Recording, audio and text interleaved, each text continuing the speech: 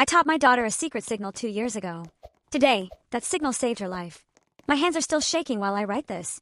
I never thought we would actually have to use the code in real life, but if we hadn't practiced it 1,000 times, my 7-year-old girl would not be sleeping in her bed tonight. It all happened this afternoon, around 4 o'clock.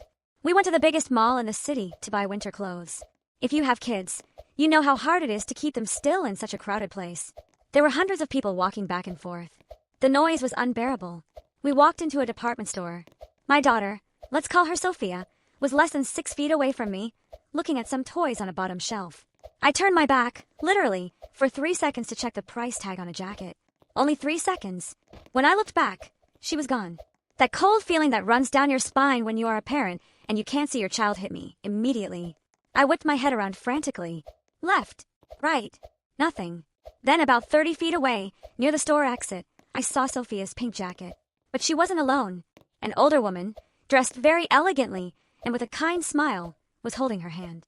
They were walking fast. Too fast. My throat closed up. If I ran towards them, the woman could speed up and disappear into the crowd of the main hallway. They were about to cross the security sensors. That was when I remembered our training. Since Sophia turned 5, we have played a game. I taught her that if I ever scream a specific word, she has to do something very specific immediately, without asking and without looking back. I took a deep breath and, with all the power in my lungs, I screamed the keyword. Earthquake. Sophia's reaction was automatic. It was incredible. Just like we practiced in the living room, she didn't look at me. She didn't hesitate.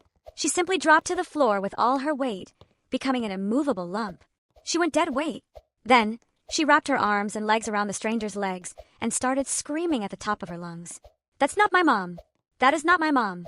The woman, who seconds earlier looked like a harmless grandmother, tried to pull her, but dragging a 7-year-old who was playing dead weight and screaming is almost impossible without drawing attention. Everyone in the store turned around.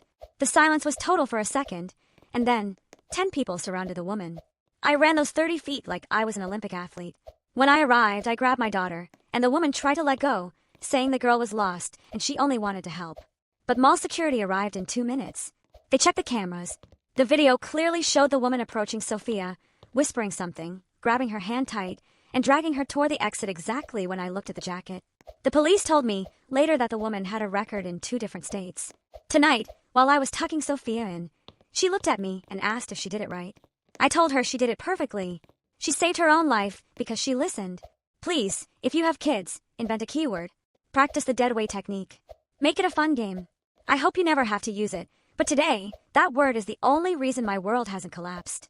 I bet you can't hit the follow button and the heart before the video ends in 3, 2, 1.